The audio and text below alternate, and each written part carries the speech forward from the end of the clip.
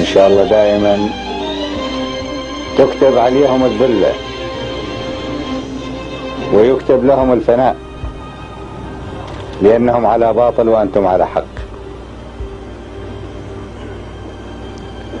ليس لكم مع الشعوب إلا أن تريدون أن تعيشوا أعزاء أحرار كما ولدتكم أمهاتكم،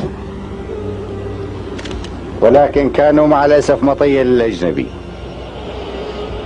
وقد انكشفوا بسرعة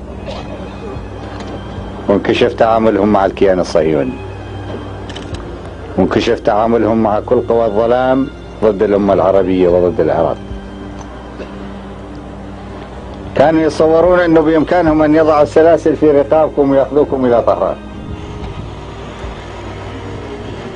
ويلحقون العراق كضيعة صغيرة تابعة إلى بلاد فارس، ولكن خيبتم ظنهم